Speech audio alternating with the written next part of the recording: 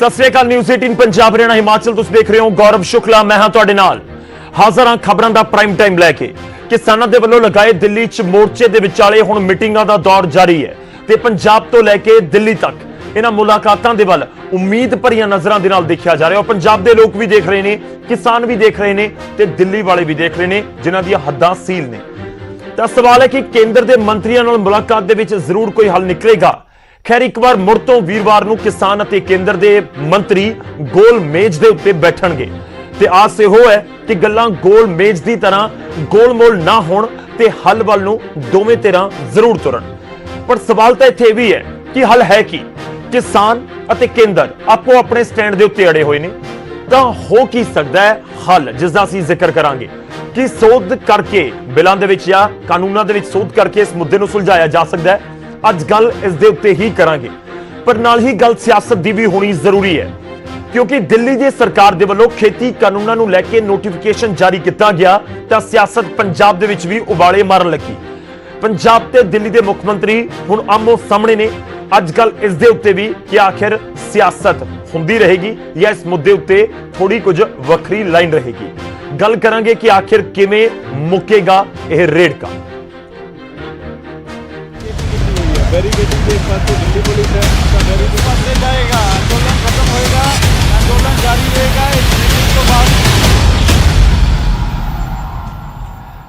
ਅੱਜ ਦੇ ਇਸ ਪ੍ਰੋਗਰਾਮ ਦੇ ਵਿੱਚ ਅਸੀਂ ਚਰਚਾ ਕਰਾਂਗੇ ਵੱਖ-ਵੱਖ ਸਿਆਸੀ ਪਾਰਟੀਆਂ ਤੋਂ ਮਹਿਮਾਨ ਸਾਡੇ ਨਾਲ ਜੁੜਨਗੇ, ਪਰ ਸ਼ੁਰੂਆਤ ਵੱਡੀ ਖਬਰ ਦੇ ਨਾਲ ਕਰਨ ਜਾ ਰਹੇ ਹਾਂ ਜੋ ਕਿ ਕਿਸਾਨ ਜਥੇਬੰਦੀਆਂ ਦੇ ਵੱਲੋਂ ਐਲਾਨ ਤੇ ਮੰਗਾਂ ਰੱਖੀਆਂ ਗਈਆਂ ਨੇ। ਕਿਸਾਨ ਜਥੇਬੰਦੀਆਂ ਦੇ ਵੱਲੋਂ ਇੱਕ ਵਾਰ ਫਿਰ ਤੋਂ ਮੀਟਿੰਗ ਕੀਤੀ ਗਈ। ਦਿਨ 'ਚ 2 ਵਾਰ ਮੀਟਿੰਗ ਹੋਈ, 11 ਵਜੇ ਦੇ ਕਰੀਬ ਤੇ ਉਸ ਤੋਂ ਬਾਅਦ ਸ਼ਾਮ ਨੂੰ 4 ਵਜੇ ਤੇ ਉਸ ਤੋਂ ਬਾਅਦ ਪ੍ਰੈਸ ਕਾਨਫਰੰਸ ਕੀਤੀ ਜਾਂਦੀ ਹੈ ਤੇ ਉਸ ਦੇ ਵਿੱਚ ਉਹਨਾਂ ਨੇ ਜ਼ਿਕਰ ਕੀਤਾ ਕਿ ਖੇਤੀ ਕਾਨੂੰਨਾਂ ਦੇ ਉੱਤੇ ਪਾਰਲੀਮੈਂਟ ਦਾ ਵਿਸ਼ੇਸ਼ ਇਜਲਾਸ ਸੱਦਿਆ ਜਾਵੇ ਕੇਂਦਰ ਦੀ ਸਰਕਾਰ ਦੇ ਵੱਲੋਂ। ਪਾਰਲੀਮੈਂਟ ਦੇ ਵਿੱਚ ਤਿੰਨੇ ਕਾਨੂੰਨ ਕੇਂਦਰ ਦੀ ਸਰਕਾਰ ਰੱਦ ਕਰੇ। ਕੇਂਦਰ ਨੂੰ ਵਿਸਥਾਰਿਤ ਲਿਖਤੀ ਇਤਰਾਜ਼ ਅਸੀਂ ਭੇਜ ਰਹੇ ਹਾਂ, ਇਹ ਜਥੇਬੰਦੀਆਂ ਦੇ ਵੱਲੋਂ ਕਿਹਾ ਗਿਆ ਹੈ। ਉਧਰ ਖੇਤੀਬਾੜੀ ਮੰਤਰੀ ਨੇ ਕਿਸਾਨਾਂ ਨੂੰ ਅੰਦੋਲਨ ਦਾ ਰਸਤਾ ਛੱਡਣ ਦੀ ਇੱਕ ਵਾਰ ਮੁੜ ਤੋਂ ਅਪੀਲ ਕੀਤੀ ਹੈ। ਅੰਦੋਲਨ ਦਾ ਰਸਤਾ ਕਿਸਾਨ ਛੱਡ ਦੇਣ, ਇਹ ਖੇਤੀਬਾੜੀ ਮੰਤਰੀ ਕਹਿੰਦੇ ਹੋਏ ਨਜ਼ਰ ਆਏ ਨੇ। तो यह बहुत खास है। किसान कह रहे हैं कि कानून रद्द करो, कोई किंतु परंतु नहीं, कोई सोध नहीं, कोई अमेंडमेंट नहीं, सिर्फ इको गल कि कानून रद्द हो। दूजे पासे खेतीबाड़ी मंत्री लगातार मीटिंग तो बाद भी तुहानू याद होएगा, मीटिंग तो बाद भी उन्होंने कहा कि किसान छड़ देन अंदोलन की राह ते गलबात दे लई अगे आउण।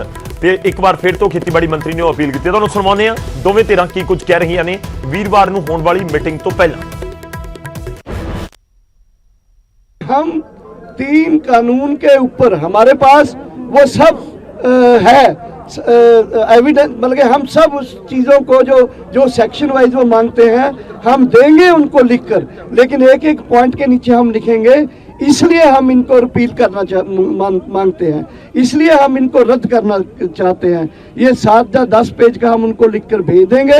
सरकार की मर्जी है कि हमारी बात माने, अगर नहीं मानेंगी तो ये आंदोलन जो उनको हमने बताया है कि हमारा आंदोलन ऐसे ही जारी रहेगा। सरकार कुछ कानूनों के एक्सपर्ट बोलते हैं कि जो कानून पास हो गए उनको रद्द करने के लिए पार्लियामेंट सेशन बुलाया जा सकता है। हमारी डिमांड है कि केंद्र गवर्नमेंट स्पेशल पार्लियामेंट सेशन बुला के इन 3 कानूनों को रिपील करे, रद्द करे। कि ये रिफॉर्म किसानों के हित में हैं और लंबे समय के इंतजार के बाद ये रिफॉर्म आए हैं। इनमें किसानों का हित है, लेकिन किसानों को कहीं भी आपत्ति है तो सरकार उनको सुनने के लिए, उस पर विमर्श करने के लिए, उसका निराकरण करने के लिए पूरी तरह तैयार है। इसलिए आंदोलन का रास्ता किसी को अख्तियार नहीं करना चाहिए। देखिए दरअसल क्या है कि जो भी विषय आएगा बैठक में, उस बैठक में विषय पर चर्चा होगी, कौन सी चीज कहाँ निराकृत की जा सकती है उसका कानून पक्ष देखा जाएगा, उसके बाद कोई निर्णय की दिशा तय होगी। ਤਾਂ ਅਪੀਲ ਦੋਵੇਂ ਧਿਰਾਂ ਦੇ ਵੱਲੋਂ ਕੀਤੀ ਜਾ ਰਹੀ ਹੈ। ਕਿਸਾਨ ਕਹਿ ਰਹੇ ਨੇ ਕਿ ਕਾਨੂੰਨ ਰੱਦ ਕਰ ਦਿਓ, ਅਸੀਂ ਮੁੜ ਜਾਣਾ, ਗੱਲ ਖਤਮ ਹੋ ਗਈ। ਪਰ ਖੇਤੀਬਾੜੀ ਮੰਤਰੀ ਕਹਿ ਰਹੇ ਨੇ ਕਿ ਤੁਸੀਂ ਅੰਦੋਲਨ ਦਾ ਰਾਹ ਛੱਡ ਦਿਵੋ। ਪਰ ਇਸ ਸਭ ਦੇ ਵਿਚਾਲੇ ਅਸੀਂ ਅੱਜ ਚਰਚਾ ਕਰਾਂਗੇ ਕਿ ਇਸ ਪੂਰੇ ਮਾਮਲੇ ਦਾ ਹੱਲ ਕੀ ਹੈ, ਕੀ ਹੋ ਸਕਦਾ ਹੈ। ਸਿਆਸੀ ਧਿਰਾਂ ਤੇ ਖਾਸ ਤੌਰ ਤੇ ਕਿਸਾਨ ਜਥੇਬੰਦੀਆਂ ਕੀ ਸੋਚਦੀਆਂ ਨੇ। ਇਸ ਦੇ ਨਾਲ ਹੀ ਜੁੜਿਆ ਹੋਇਆ ਸਾਡਾ ਅੱਜ ਦਾ ਸਵਾਲ ਹੈ ਜੋ ਅਸੀਂ ਆਪਣੇ ਦਰਸ਼ਕਾਂ ਨੂੰ ਪੁੱਛ ਰਹੇ ਹਾਂ। ਤੁਸੀਂ ਸਾਡੇ ਨਾਲ ਜ਼ਰੂਰ ਜੁੜੋ SMS ਦੇ ਜ਼ਰੀਏ। ਸਾਡਾ ਅੱਜ ਦਾ ਸਵਾਲ ਹੈ ਕਿ ਖੇਤੀ ਕਾਨੂੰਨਾਂ 'ਚ ਸੋਧ ਕਰਕੇ ਮਸਲੇ ਦਾ ਹੱਲ ਹੋ ਸਕਦਾ ਹੈ? ਕੀ ਤੁਹਾਨੂੰ ਲੱਗਦਾ ਹੈ ਕਿ ਜੇਕਰ ਕੇਂਦਰ ਦੀ ਸਰਕਾਰ ਖੇਤੀ ਕਾਨੂੰਨਾਂ ਦੇ ਵਿੱਚ ਕੋਈ ਸੋਧ ਕਰਦੀ ਹੈ, ਅਮੈਂਡਮੈਂਟ ਕਰਦੀ ਹੈ, ਤਾਂ ਕਿ ਇਸ ਮਸਲੇ ਦਾ ਹੱਲ ਹੋ ਸਕਦਾ ਹੈ ਜਾਂ ਨਹੀਂ? ਕਿਉਂਕਿ ਕਿਸਾਨ ਲਗਾਤਾਰ ਕਹਿ ਰਹੇ ਨੇ ਕਿ ਤੁਸੀਂ ਕਾਨੂੰਨ ਰੱਦ ਕਰ ਦਿਓ, ਅਸੀਂ ਸੋਧ ਨਹੀਂ ਕਰਵਾਉਣਾ ਚਾਹੁੰਦੇ। ਪਰ ਫਿਰ ਵੀ ਜਦੋਂ ਗੱਲ ਵਿਚਾਲੇ ਦੇ ਰਾਹ ਦੀ ਹੁੰਦੀ ਹੈ, ਜਦੋਂ ਗੱਲ ਦਾ ਨਤੀਜੇ ਤੱਕ ਪਹੁੰਚਣ ਦਾ ਜ਼ਿਕਰ ਹੁੰਦਾ ਹੈ, ਤਾਂ ਫਿਰ ਦੋਵੇਂ ਧਿਰਾਂ ਨੂੰ ਕੁਝ ਅੱਗੇ ਵਧਣਾ ਪੈਂਦਾ ਤੇ ਕੁਝ ਪਿੱਛੇ ਵੀ ਹਟਣਾ ਪੈਂਦਾ, ਤਾਂ ਕਿ ਉਸ ਦੌਰ ਦੇ ਵਿੱਚ ਗੱਲਬਾਤ ਪਹੁੰਚ ਚੁੱਕੀ ਹੈ ਕਿ ਉਸ ਦੌਰ ਦੇ ਵਿੱਚ ਪਹੁੰਚਣ ਦਾ ਮਤਲਬ ਇਹ ਹੈ ਕਿ ਖੇਤੀ ਕਾਨੂੰਨਾਂ ਦੇ ਵਿੱਚ ਕੋਈ ਅਮੈਂਡਮੈਂਟ ਕਰ ਦਿੱਤੀ ਜਾਵੇ। ਪੰਜਾਬ ਹਰਿਆਣਾ ਦੇ ਕਿਸਾਨਾਂ ਦੇ ਲਈ ਬਹੁਤ ਸਮਝਣ ਦੀ ਜ਼ਰੂਰਤ ਹੈ ਕਿ ਜਿਹੜੇ ਐਮਐਸਪੀ ਦਾ ਜ਼ਿਕਰ ਹੋ ਰਿਹਾ ਉਹ ਪੂਰੇ ਦੇਸ਼ ਦੇ ਵਿੱਚ ਕਿਸਾਨਾਂ ਨੂੰ ਨਹੀਂ ਮਿਲ ਰਿਹਾ। ਪੰਜਾਬ ਹਰਿਆਣਾ ਯੂਪੀ ਦਾ ਕੁਝ ਹਿੱਸਾ ਜਿੱਥੇ ਇਹ ਐਮਐਸਪੀ ਦੇ ਉੱਤੇ ਝੋਨਾ ਤੇ ਕਣਕ ਖਰੀਦੀ ਜਾ ਰਹੀ ਹੈ, ਉਸ ਨੂੰ ਲੈ ਕੇ ਪੂਰਾ ਇਸ ਸਮੇਂ ਰੇੜਕਾ ਖਾਸ ਤੌਰ ਤੇ ਪੰਜਾਬ ਤੇ ਹਰਿਆਣਾ ਦੇ ਕਿਸਾਨਾਂ ਦਾ। ਤੇ ਇਸ ਦੇ ਉੱਤੇ ਤੁਸੀਂ ਆਪਣੀ ਰਾਏ ਜ਼ਰੂਰ ਭੇਜੋ। ਜੇਕਰ ਤੁਹਾਨੂੰ ਲੱਗਦਾ ਹੈ ਕਿ ਖੇਤੀ ਕਾਨੂੰਨਾਂ ਦੇ ਵਿੱਚ ਸੋਧ ਕਰਕੇ ਮਸਲੇ ਦਾ ਹੱਲ ਹੋ ਸਕਦਾ ਹੈ ਤਾਂ ਤੁਸੀਂ ਟਾਈਪ ਕਰੋ News18 ਸਪੇਸ ਦੇ ਕੇ PHH ਸਪੇਸ ਦੇ ਕੇ Y। ਇਸ ਦਾ ਮਤਲਬ ਹੋਏਗਾ ਕਿ ਤੁਹਾਡਾ ਜਵਾਬ ਹਾਂ ਦੇ ਵਿੱਚ ਹੈ ਕਿ ਹੱਲ ਸੋਧ ਕਰਕੇ ਨਿਕਲ ਸਕਦਾ ਹੈ। ਜੇਕਰ ਤੁਹਾਨੂੰ ਲੱਗਦਾ ਹੈ ਕਿ ਨਹੀਂ, ਕੋਈ ਅਮੈਂਡਮੈਂਟ ਜਾਂ ਫਿਰ ਸੋਧ ਕਰਕੇ ਹੱਲ ਨਹੀਂ ਨਿਕਲ ਸਕਦਾ, ਤਾਂ ਤੁਸੀਂ ਟਾਈਪ ਕਰੋ News18 ਸਪੇਸ ਦੇ ਕੇ PHH ਸਪੇਸ ਦੇ ਕੇ N। ਇਸ ਨੂੰ ਭੇਜਣਾ ਤੁਸੀਂ 56677 ਦੇ ਉੱਤੇ। ਅਸੀਂ ਤੁਹਾਡੀ ਰਾਏ ਇਸ ਪ੍ਰੋਗਰਾਮ ਦੇ ਇਸ ਬੁਲੇਟਿਨ ਦੇ ਆਖਿਰ ਦੇ ਵਿੱਚ ਤੁਹਾਡੇ ਸਾਹਮਣੇ ਰੱਖਾਂਗੇ।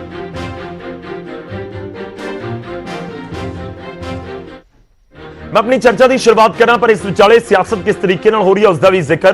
दिल्ली के खेती कानून के उत्ते सियासी घमसान नजर आ रहा है। दिल्ली सरकार के सामने पंजाब सरकार आमो सामने इस समय नजर आ रहे हैं। कैप्टन अमरिंदर सिंह के उत्ते केजरीवाल के वालों पलटवार किया गया। उन्होंने कहा कि पता होने के बावजूद कैप्टन झूठ बोल रहे हैं, झूठे इल्जाम लगा रहे हैं। मैं नहीं, केंद्र ने कानून लागू किए ने।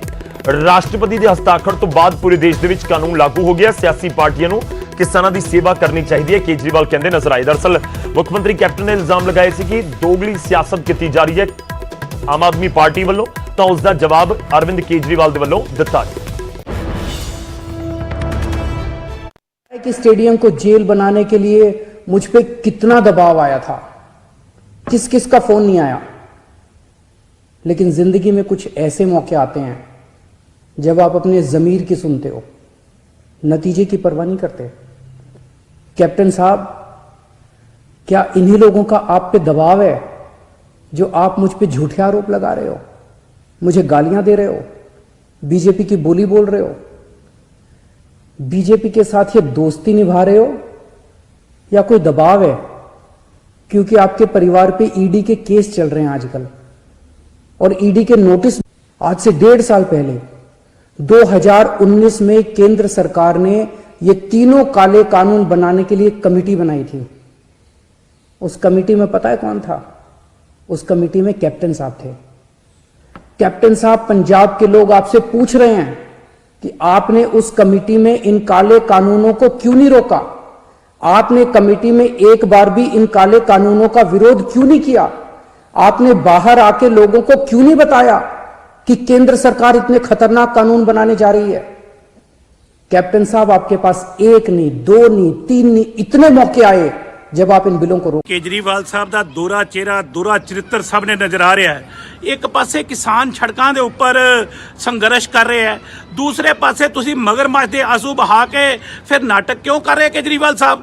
ਕਦੀ ਤੁਸੀਂ ਕਹਿੰਦੇ ਹੋ ਪ੍ਰਧਾਨ ਮੰਤਰੀ ਦਾ ਘਰ ਘੇਰਾਂਗੇ, ਤੁਸੀਂ ਕਹਿੰਦੇ ਹੋ ਕਦੀ ਕਿ ਸਾਰੇ ਕਾਨੂੰਨ ਵਾਪਸ ਹੋਣੇ ਚਾਹੀਦੇ ਆ।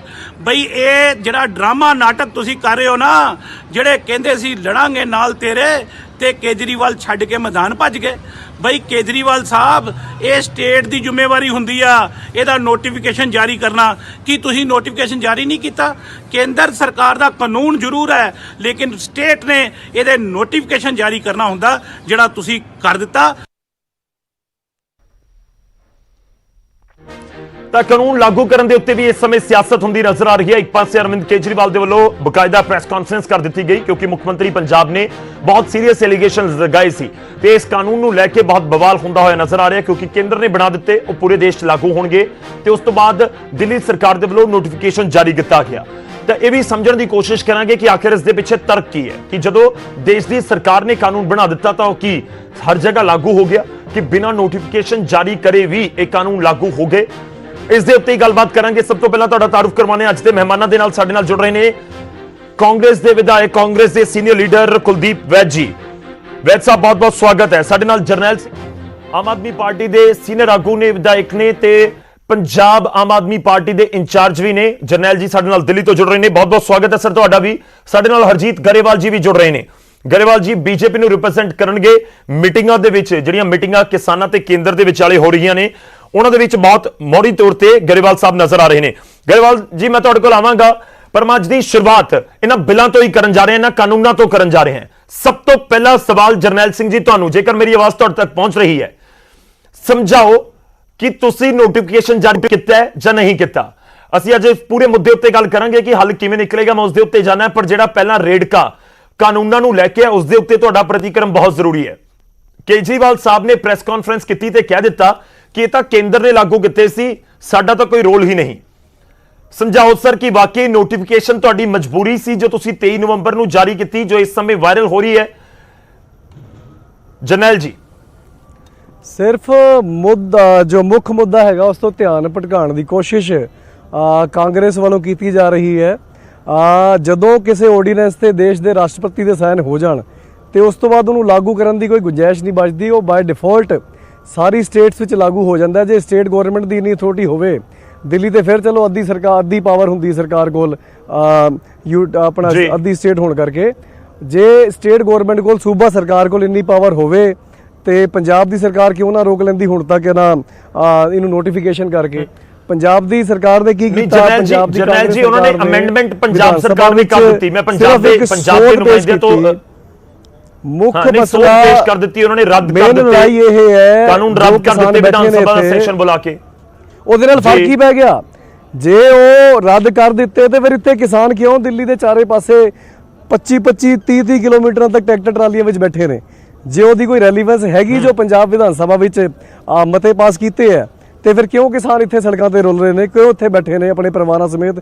ਕਿਉਂ ਇੰਨੀ ਠੰਡ ਵਿੱਚ ਰਾਤਾਂ ਨੂੰ ਪੂਰੀ ਰਾਤ ਇੱਥੇ ਦਿਨ ਰਾਤ ਪਿਛਲੇ 6 ਦਿਨਾਂ ਤੋਂ ਰੁਕੇ ਹੋਏ ਨੇ? ਜੇ ਇਹਦੀ ਕੋਈ ਰੈਲੀਵੈਂਸ ਹੋਵੇ ਤਾਂ ਇੱਕ ਵਾਰੀ ਦੇਸ਼ ਦੇ ਰਾਸ਼ਟਰਪਤੀ ਨੇ ਆਰਡੀਨੈਂਸ ਉੱਤੇ ਸਾਈਨ ਕਰਤਾ ਤੇ ਉਹ ਬਾਈ ਵੈਲਿਡ ਪੁਆਇੰਟ ਹੈ ਤੁਹਾਡਾ। ਵੈਲਿਡ ਪੁਆਇੰਟ ਹੈ ਕਿ ਜੇਕਰ ਪੰਜਾਬ ਸਰਕਾਰ ਨੇ ਰੱਦ ਕਰ ਦਿੱਤੇ ਜਾਂ ਅਮੈਂਡਮੈਂਟ ਕਰ ਦਿੱਤੀ ਤਾਂ ਫਿਰ ਕਿਸਾਨ ਪੰਜਾਬ ਦੇ ਕਿਉਂ ਦਿੱਲੀ ਪਹੁੰਚੇ ਨੇ, ਕਿਉਂ ਅੰਦੋਲਨ ਹੋ ਰਿਹਾ? ਵੈਦ ਸਾਹਿਬ ਨਾਕਾਮੀ ਨੂੰ ਸਿਰਫ ਤੇ ਸਿਰਫ ਆਪਣੀ ਠੀਕ ਹੈ। ਵੈਦ ਸਾਹਿਬ ਤੋਂ ਪਰ ਰਿਐਕਸ਼ਨ ਲਈਏ। ਵੈਦ ਸਾਹਿਬ ਜੀ ਜਰਨੈਲ ਜੀ ਮੈਂ ਤੁਹਾਡੇ ਕੋਲ ਆਉਂਗਾ। ਕਾਂਗਰਸ ਦੇ ਵਿਧਾਇਕ ਸੀਨੀਅਰ ਲੀਡਰ ਸਾਡੇ ਨਾਲ ਕੁਲਦੀਪ ਵੈਦ ਜੀ ਹੈਗੇ ਨੇ, ਆਪਾਂ ਉਹਨਾਂ ਦਾ ਰਿਐਕਸ਼ਨ ਲੈ ਲਈਏ। ਮੈਂ ਤੁਹਾਡੇ ਕੋਲ ਵਾਪਸ ਆਉਂਗਾ। ਇਸ ਪੂਰੇ ਮੁੱਦੇ ਦੇ ਉੱਤੇ ਸਿਆਸਤ ਹੀ ਹੋ ਰਹੀ ਹੈ ਜਾਂ ਇਸ ਵਿਚਾਲੇ ਕੋਈ ਹੋਰ ਵੀ ਅਹਿਮ ਪੁਆਇੰਟ ਹੈ ਜਿਹੜਾ ਮਿਸ ਹੋ ਰਿਹਾ ਹੋਵੇ, ਉਹ ਵੀ ਸਮਝਣ ਦੀ ਕੋਸ਼ਿਸ਼ ਕਰਾਂਗੇ। ਕੁਲਦੀਪ ਵੈਦ ਜੀ ਆਵਾਜ਼ ਤੁਹਾਡੇ ਤੱਕ ਉਮੀਦ ਹੈ ਕਿ ਪਹੁੰਚੀ ਹੋਏਗੀ ਜਰਨੈਲ ਜੀ ਦੀ। ਤੁਹਾਡਾ ਰਿਐਕਸ਼ਨ ਸਰ। ਸਿੰਘ ਦੀ ਗੱਲ ਸੁਣੀ ਹੈ ਜੀ। ਐਸਾ ਇੱਕ ਚੀਜ਼ ਇਹਨਾਂ ਨੂੰ ਦੱਸਣਾ ਚਾਹੂੰਗਾ। ਇਹ ਕਹਿੰਦੇ ਆ ਸੈਂਟਰ ਦੇ ਕਾਦੇ ਇਹਦੇ ਵਿੱਚ ਕੋਈ ਦੋਰਾਵਾ ਨਹੀਂ, ਸੈਂਟਰ ਦੇ ਕਾਨੂੰਨ ਬਣ ਗਏ ਜੀ।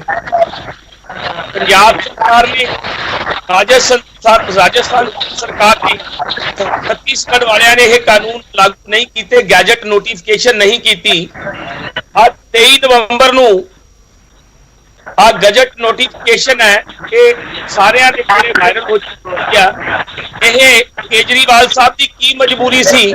ਐਡੇ ਵੱਡੇ ਸੰਘਰਸ਼ ਦੇ ਵਿੱਚ ਇਹਨਾਂ ਨੇ ਕਿਸਾਨਾਂ ਦੀ ਪੂਰੀ ਆਮ ਆਦਮੀ ਪਾਰਟੀ ਨੇ ਪਿੱਠ ਵਿੱਚ ਛੁਰਾ ਮਾਰਿਆ ਜੀ। ਇਹ ਛੁਰਾ ਮਾਰਨ ਵਾਲੀ ਗੱਲ ਹੈ। ਮਸਲਾ ਤਾਂ ਅੱਗੇ ਹੀ ਬਹੁਤ ਪੱਕਿਆ ਹੋਇਆ। ਵੈਦ ਸਾਹਿਬ ਕਿਵੇਂ ਸਮਝਾਓ? ਵੈਦ ਸਾਹਿਬ ਕਿਵੇਂ ਕਿਆ ਨੋਟੀਫਿਕੇਸ਼ਨ ਰੋਕ ਕੇ ਕੋਈ ਫਾਇਦਾ ਕਿਸਾਨਾਂ ਤੱਕ ਪਹੁੰਚ ਸਕਦਾ ਸੀ? ਇਸ ਦੇ ਉੱਤੇ ਗੱਲਬਾਤ ਹੋਵੇ। ਦੇਖੋ ਗੌਰਵ ਜੀ, ਇਹ ਜਿਹੜਾ ਮਸਲਾ ਐਡਾ ਵੱਡਾ ਪੱਕਿਆ ਹੋਇਆ ਜੀ, ਕਾਲੇ ਕਾਨੂੰਨਾਂ ਤੇ ਮੋਹਰ ਲੱਗਣ ਦੀ ਰੋਕ ਲੈਂਦੇ, ਇੰਨੀ ਨੌਬਤ ਹੀ ਨਹੀਂ ਬਣਨੀ ਸੀ। ਨਾ ਕਰਦੇ ਇਹ ਕੁਝ ਬਿਆਨ ਕਰੇ ਦਿੰਦੇ। ਮੈਂ ਤੁਹਾਡਾ 30 ਸੈਕਿੰਡ ਮਜਬੂਰੀਆਂ ਤੁਹਾਡੇ ਕੈਪਟਨ ਅਮਰਿੰਦਰ ਸਿੰਘ ਜੀ ਦੀਆਂ ਨੇ ਕੀ ਪਤਾ ਈਡੀ ਦੇ 2 ਸਾਲ ਪੈ ਜਾਣਗੇ। ਕੈਪਟਨ ਅਮਰਿੰਦਰ ਸਿੰਘ ਜੀ ਨੇ ਚੁੱਪ ਹੋ ਕੇ ਬੈਠਣਾ। ਜਨਰਲ ਵੀਕੇ ਸਿੰਘ, ਕਿਰਨ ਬੇਦੀ ਤੇ ਆਪਣਾ ਬਾਬਾ ਰਾਮਦੇਵ ਜੀ, ਇਹ ਸਪਾਂਸਰਡ ਸੀ ਕਿ ਕੇਜਰੀਵਾਲ ਨੂੰ।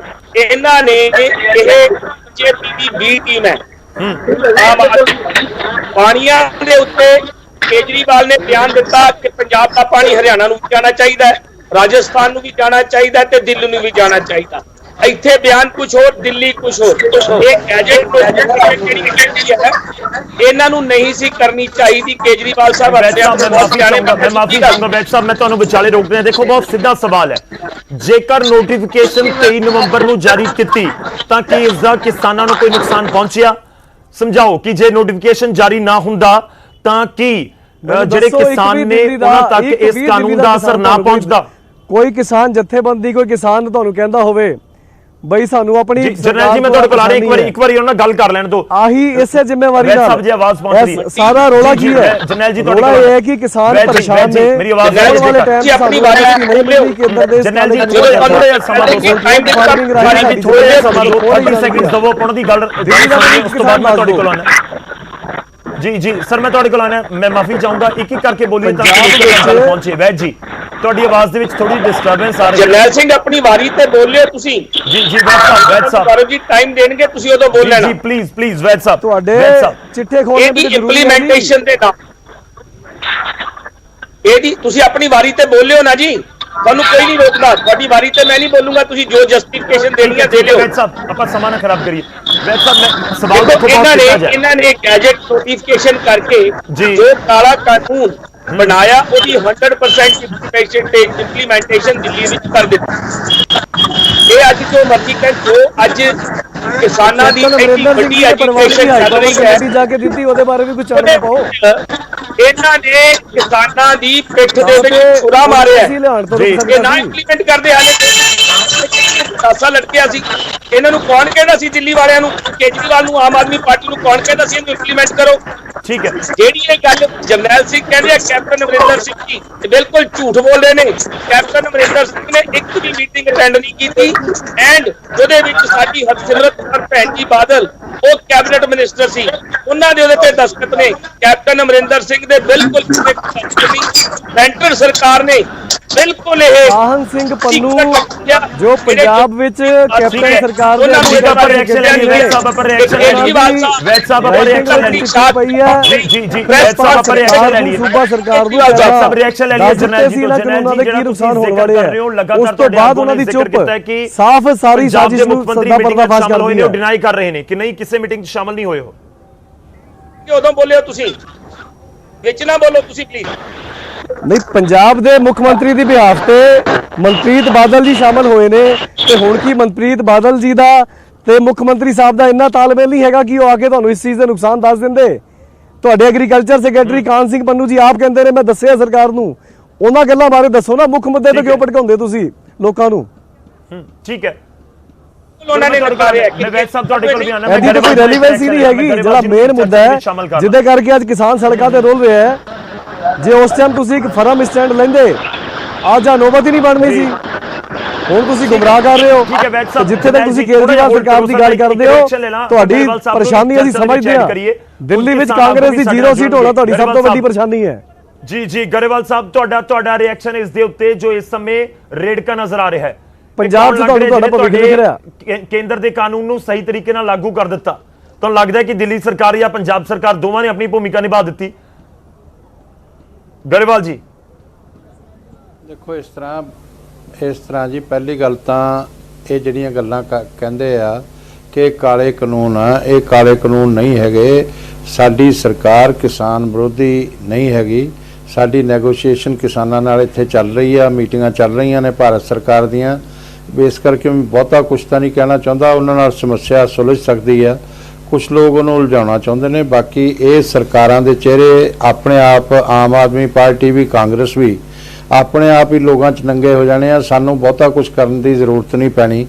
ਦੋਹਰੇ ਚਿਹਰੇ ਜਿਹੜੇ ਨੇ, ਜਿਸ ਤਰ੍ਹਾਂ ਆਮ ਆਦਮੀ ਪਾਰਟੀ ਕਹਿੰਦੀ ਸੀ ਵੀ ਅਸੀਂ ਇੱਕ ਅਲੱਗ ਤਰ੍ਹਾਂ ਦੀ ਰਾਜਨੀਤੀ ਕਰਨਾ ਹੈ, ਅੱਜ ਉਹ ਸਾਫ਼ ਹੋ ਗਿਆ ਵੀ ਅਲੱਗ ਤਰ੍ਹਾਂ ਦੀ ਰਾਜਨੀਤੀ ਤਾਂ ਨਹੀਂ ਕਰਨਾ ਹੈ। ਤੇ ਕੁਝ ਦਿਨਾਂ ਬਾਅਦ ਲੋਕਾਂ ਨੇ ਆਪਣੇ ਆਪ ਕਹਿਣ ਲੱਗ ਜਾਣਾ ਸਾਨੂੰ ਹੁਣ ਬਹੁਤਾ ਪ੍ਰਚਾਰ ਕਰਨ ਦੀ ਵੀ ਲੋੜ ਨਹੀਂ ਪੈਣੀ। ਅਸੀਂ ਤਾਂ ਚਾਹੁੰਦੇ ਹਾਂ ਕਿ ਕਿਸਾਨ ਜਿਹੜੇ ਸੜਕਾਂ ਤੇ ਬੈਠੇ ਆ ਉਹਨਾਂ ਨਾਲ ਕਿਸੇ ਤਰ੍ਹਾਂ ਮਸਲੇ ਦਾ ਹੱਲ ਕਰਕੇ ਉਹ ਆਪਣੇ ਘਰਾਂ ਨੂੰ ਜਾਣ ਔਰ ਆਪਣੇ ਘਰਾਂ 'ਚ ਆਰਾਮ ਨਾਲ ਰਹਿਣ। ਤੇ ਸਾਨੂੰ ਉਸ ਚੀਜ਼ ਦੀ ਤਕਲੀਫ ਭਾਰਤੀ ਜਨਤਾ ਪਾਰਟੀ ਨੂੰ ਇਸ ਸਮੇਂ ਜ਼ਿਆਦਾ ਹੈਗੀ ਔਰ ਸਾਡੀ ਭਾਰਤ ਸਰਕਾਰ ਨੂੰ, ਔਰ ਅਸੀਂ ਉਸ ਨੂੰ ਕਿਸੇ ਵੀ ਕੀਮਤ ਤੇ ਹੱਲ ਕਰਨ ਲਈ ਇਸ ਵੇਲੇ ਲੱਗੇ ਹੋਏ ਆ। ਤੇ ਇਸ ਕਰਕੇ ਮੈਂ ਬਹੁਤ ਜ਼ਿਆਦਾ ਕਮੈਂਟਸ ਕਿਸੇ ਦੇ ਬਾਰੇ ਕਰਾਂ ਜਾਂ ਕਿਸੇ ਇਸ ਚੀਜ਼ ਤੇ ਕਹਿਣ ਨੂੰ ਬਹੁਤ ਸਾਰੀਆਂ ਗੱਲਾਂ ਨੇ, ਦੱਸਣ ਨੂੰ ਵੀ ਬਹੁਤ ਸਾਰੀਆਂ ਗੱਲਾਂ ਨੇ, ਪਰ ਅੱਜ ਮੈਂ ਐਸੀ ਸਥਿਤੀ 'ਚ ਹੈਗਾ ਕਿ ਉਹ ਗੱਲਾਂ ਅਸੀਂ ਨਾ ਦੱਸ ਸਕਦੇ ਹਾਂ ਤੇ ਨਾ ਬੋਲ ਸਕਦੇ ਹਾਂ। ਪਰ ਇਹ ਬਹੁਤ ਅੱਛਾ ਹੈਗਾ ਕਿ ਅੱਜ ਤੁਸੀਂ ਇਹ ਡਿਬੇਟ ਰੱਖੀ ਔਰ ਤੁਸੀਂ ਜ਼ਿਕਰ ਕਰ ਰਹੇ ਹੋ ਆਪਾਂ ਅਗਲੇ ਸੈਗਮੈਂਟ ਦੇ ਵਿੱਚ ਉਹੀ ਗੱਲ ਕਰਾਂਗੇ। ਆਖਿਰ ਹੋਏ ਸਾਰਾ ਕੀਤਾ ਧਰਿਆ ਹੀ ਬੀਜੇਪੀ, ਆਖਿਰ ਹੋਵੇ ਕੀ? ਮੈਂ ਜਰਨੈਲ ਜੀ ਤੁਹਾਡੇ ਕੋਲ ਆਣਾ, ਮੈਂ ਵੈਦ ਸਾਹਿਬ ਦਾ ਇੱਕ ਹੋਰ ਰਿਐਕਸ਼ਨ ਲੈਣਾ। ਵੈਦ ਸਾਹਿਬ ਜੀ ਜਰਨੈਲ ਜੀ ਇੱਕ ਵਾਰੀ ਗੱਲ ਕੰਪਲੀਟ ਹੋ ਲੈਣ ਦਿਓ ਵੈਦ ਸਾਹਿਬ ਦੀ। ਜੀ ਜੀ ਵੈਦ ਸਾਹਿਬ, ਸਵਾਲ ਦੇਖੋ ਬਹੁਤ ਸਿੱਧਾ ਜਿਹਾ ਪੁੱਛਿਆ ਜਾ ਰਿਹਾ ਕਿ ਤੁਸੀਂ ਤਾਂ ਅਮੈਂਡਮੈਂਟ ਕਰ ਦਿੱਤੀ ਜਾਂ ਫਿਰ ਰੱਦ ਕਰ ਦਿੱਤੇ ਬਿੱਲ, ਤਾਂ ਫਿਰ ਕਿਸਾਨ ਦਿੱਲੀ ਜਾ ਕੇ ਕਿਉਂ ਪ੍ਰਦਰਸ਼ਨ ਕਰ ਰਹੇ ਨੇ? ਜੇਕਰ ਤੁਸੀਂ ਦਿੱਲੀ ਸਰਕਾਰ ਤੇ ਉਂਗਲਾਂ ਚੁੱਕਦੇ ਹੋ ਕਿ ਇਹਨਾਂ ਨੇ ਨੋਟੀਫਿਕੇਸ਼ਨ ਜਾਰੀ ਕਰ ਦਿੱਤਾ ਜਿਹੜਾ ਤੁਸੀਂ ਕੀਤਾ ਵਿਧਾਨ ਸਭਾ ਦੇ ਵਿੱਚ, ਉਸ ਤੋਂ ਬਾਅਦ ਕਿਸਾਨ ਕਿਉਂ ਨਹੀਂ ਰਾਜ਼ੀ ਹੋਏ? ਦੇਖੋ ਕੈਪਟਨ ਅਮਰਿੰਦਰ ਉਹ ਤਾਂ ਸਿੰਘ ਨੇ ਗਵਰਨਰ ਤੇ ਸਾਹਿਬ ਸਾਡੀ ਆਪਣੇ ਕੋਲ ਹੀ ਸਰਕਾਰ ਰੱਖ ਲਿਆ, ਨੇ ਨਹੀਂ ਜਾਣ ਦਿੱਤੇ। ਜਿਹੜਾ ਕਾਲਾ ਕਾਨੂੰਨ ਸੈਂਟਰ ਨੇ ਪਾਇਆ ਹੈ, ਉਹਨੂੰ ਰੋਕਣ ਵਾਸਤੇ ਅਸੀਂ 2 ਵਾਰੀ ਵਿਧਾਨ ਸਭਾ ਦਾ ਸੈਸ਼ਨ ਸੱਦਿਆ ਹੈ। ਜੀ ਅਸੀਂ ਇਸ ਕਾਲੇ ਕਾਨੂੰਨ ਦੀ ਨੋਟੀਫਿਕੇਸ਼ਨ ਗੈਜਟ ਨੋਟੀਫਿਕੇਸ਼ਨ ਨਹੀਂ ਕੀਤੀ, ਜਿਹੜੀ ਆਮ ਆਦਮੀ ਪਾਰਟੀ ਨੇ ਨੋਟੀਫਿਕੇਸ਼ਨ ਕਰਕੇ ਸਾਡੇ ਕਿਸਾਨ ਵੀਰਾਂ ਦੇ ਪਿੱਠ ਵਿੱਚ ਛੁਰਾ ਮਾਰਿਆ ਆਮ ਆਦਮੀ ਪਾਰਟੀ ਨੇ।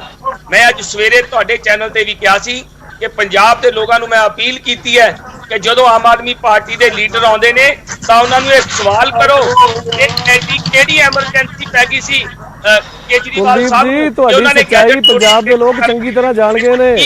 ਜਰਨੈਲ ਜੀ ਤੁਹਾਡੇ ਤੋਂ ਵੀ ਰਿਐਕਸ਼ਨ ਤਾਂ ਬਣਦਾ ਹੈ। ਮੈਂ ਵੈਦ ਸਾਹਿਬ ਤੁਹਾਡੇ ਕੋਲ ਆਉਂਗਾ। ਜਰਨੈਲ ਜੀ 3 ਦਿਨ ਪਹਿਲਾਂ ਤਾਂ ਦੇਖੋ ਕਹਿੰਦੇ ਤੁਸੀਂ ਕਿ ਅਮਿਤ ਸ਼ਾਹ ਦੀ ਗੱਲ ਨਹੀਂ ਜਰਨੈਲ ਜੀ ਦੇਖੋ, ਆਮ ਆਦਮੀ ਪਾਰਟੀ ਵੀ ਕਹਿੰਦੀ ਹੈ ਕਿ ਕੋਰੋਨਾ ਦਾ ਕਾਲ ਸੀ ਤਾਂ ਉਸ ਸਮੇਂ ਆਰਡੀਨੈਂਸ ਲਿਆਉਣ ਦੀ ਕੀ ਜ਼ਰੂਰਤ ਪੈ ਗਈ? ਨਹੀਂ, ਲੋਕ ਇਹ ਵੀ ਜਾਣਨਾ ਚਾਹੁੰਦੇ ਨੇ ਕਿ ਇੱਕ ਪਾਸੇ ਐਜੀਟੇਸ਼ਨ ਇੰਨਾ ਜ਼ਬਰਦਸਤ ਹੋ ਰਿਹਾ ਤੇ ਇਸ ਵਿਚਾਲੇ ਨੋਟੀਫਿਕੇਸ਼ਨ ਜਾਰੀ ਕਰਨ ਦੀ ਕੀ ਜ਼ਰੂਰਤ ਸੀ?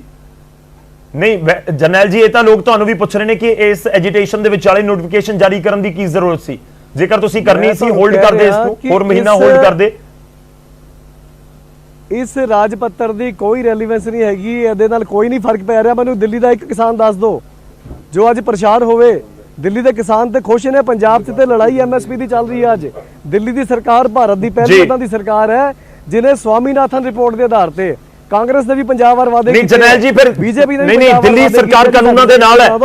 ਅਸੀਂ ਸਵਾਮੀਨਾਥਨ ਤੁਸੀਂ ਇਹ ਕਲੀਅਰ ਕਰੋ ਨਾ ਸਰ, ਦਿੱਲੀ ਸਰਕਾਰ ਕਾਨੂੰਨਾਂ ਦੇ ਨਾਲ ਹੈ ਕਿ ਪੰਜਾਬ ਦੇ ਵਿੱਚ ਆਮ ਆਦਮੀ ਪਾਰਟੀ ਕਾਨੂੰਨਾਂ ਦੇ ਖਿਲਾਫ ਹੈ ਪਰ ਦਿੱਲੀ 'ਚ ਨਾਲ ਹੈ। ਇੱਥੇ ਫਸਲਾਂ ਦੇ ਮੁੱਲ ਦਿੱਤੇ ਆ। ਨਹੀਂ ਸਰ, ਇਹ ਸਮਝਾਓ ਨਾ, ਤੁਸੀਂ ਦੋਵੇਂ ਅਲੱਗ-ਅਲੱਗ ਸਟੈਂਡ ਹੈ ਕਿ ਪੰਜਾਬ ਦੇ ਵਿੱਚ ਤੁਸੀਂ ਕਿਸਾਨਾਂ ਦੇ ਨਾਲ ਹੋਵੇ ਤਾਂ ਐਗਰੀਕਲਚਰ ਕਾਨੂੰਨ ਦੇ ਉੱਤੇ ਦਿੱਲੀ ਸਰਕਾਰ ਕੇਂਦਰ ਦੇ ਨਾਲ। ਦਿੱਲੀ ਦਾ ਇੱਕ ਪਰੇਸ਼ਾਨ,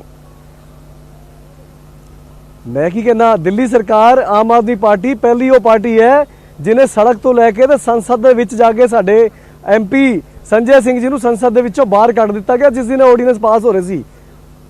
ਇੱਕ ਪਾਰਟੀ ਹੈ ਜਿਹਦਾ ਪਹਿਲੇ ਦਿਨ ਤੋਂ ਕਲੀਅਰ ਸਟੈਂਡ ਹੈ। ਹੁਣ ਵੀ ਆਪਾਂ ਜਿੱਥੇ ਬੈਠੇ ਆ ਤੇ ਸਿੰਘੂ ਬਾਰਡਰ ਤੇ ਕਿਸਾਨਾਂ ਦੇ ਮੋਰਚੇ ਵਿੱਚ ਮੋਢੇ ਨਾਲ ਮੋਢਾ ਨਾਲ ਲਾ ਕੇ ਬੈਠੇ ਆ। ਇੱਕ ਪਾਸੇ ਪਿਛਲੇ ਹਫ਼ਤੇ 'ਚ 2 ਵਾਰੀ ਮੈਂ ਆਪ ਗ੍ਰਿਫਤਾਰ ਕੀਤੀ ਹੈ।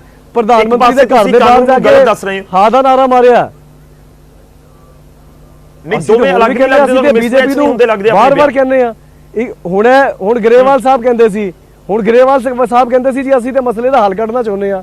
ਕਿਸਾਨ ਕਹਿੰਦੇ ਜੀ ਜਦ ਤੱਕ ਇਹ 3 ਬਿੱਲ ਵਾਪਸ ਨਹੀਂ ਹੁੰਦੇ ਮਸਲੇ ਦਾ ਹੱਲ ਨਹੀਂ ਨਿਕਲਣਾ। ਮੋਦੀ ਸਾਹਿਬ ਕਹਿੰਦੇ ਜੀ ਇਹਦੇ ਤੋਹਫਾ ਹੈਗਾ ਸੀ, ਪਿੱਛੇ ਹਟਣਾ ਨਹੀਂ। ਇਹ ਤੇ ਕਿਸਾਨਾਂ ਨੂੰ ਗੁੰਮਰਾਹ ਕੀਤਾ ਜਾ ਰਿਹਾ ਹੈ।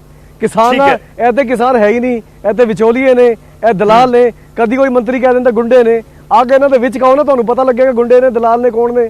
ਤੁਹਾਨੂੰ ਦੱਸਣਗੇ ਇਹ ਕਿ ਘਰ ਛੱਡ ਕੇ। ਚਲੋ ਠੀਕ ਹੈ ਸਰ, ਮੈਂ ਦੀ ਗੱਲ ਦੱਸਦੇ ਤੁਸੀਂ ਵਿਧਾਨ ਸਭਾ ਕਿਉਂ ਦਿੱਲੀ ਸਟੇਟ ਚ ਲਾਗੂ ਕਰਤਾ, ਤੁਸੀਂ ਦੱਸੋ ਨਾ ਫਿਰ ਜੇ ਮਾੜਾ ਕਾਨੂੰਨ ਸੀ। ਠੀਕ ਹੈ ਗਰੇਵਾਲ ਸਾਹਿਬ, ਮੈਂ ਤੁਹਾਡੇ ਕੋਲ ਵਾਪਸ ਆਉਣਾ। ਇਸ ਚਰਚਾ ਨੂੰ ਅਸੀਂ ਅੱਗੇ ਵਧਾਵਾਂਗੇ। ਬ੍ਰੇਕ ਤੋਂ ਬਾਅਦ ਕੁਝ ਕਿਸਾਨ ਆਗੂ ਵੀ ਸਾਡੇ ਨਾਲ ਜੁੜਨਗੇ, ਉਹਨਾਂ ਤੋਂ ਵੀ ਜਾਣਨ ਦੀ ਕੋਸ਼ਿਸ਼ ਕਰਾਂਗੇ ਕਿ ਆਖਿਰ ਉਹ ਇਸ ਮਸਲੇ ਦਾ ਹੱਲ ਦੇਖਦੇ ਕਿਵੇਂ ਨੇ। ਗੱਲ ਬ੍ਰੇਕ ਤੋਂ ਬਾਅਦ ਮਸਲੇ ਦੇ ਹੱਲ ਦੇ ਉੱਤੇ ਵੀ ਕਰਾਂਗੇ ਤੇ ਨਾਲ ਹੀ ਇਹਨਾਂ ਕਾਨੂੰਨਾਂ ਨੂੰ ਲਾਗੂ ਕਰਨ ਦੇ ਉੱਤੇ ਵੀ ਗੱਲ ਕਰਾਂਗੇ ਕਿ ਵਾਕਈ ਲਾਗੂ ਕਰਨਾ, ਨੋਟੀਫਿਕੇਸ਼ਨ ਜਾਰੀ ਕਰਨਾ, ਇਸ ਦਾ ਮਤਲਬ ਹੈ ਕੀ। ਛੋਟੇ ਜਿਹੇ ਬ੍ਰੇਕ ਲਈ ਰੁਕ ਰਹੇ।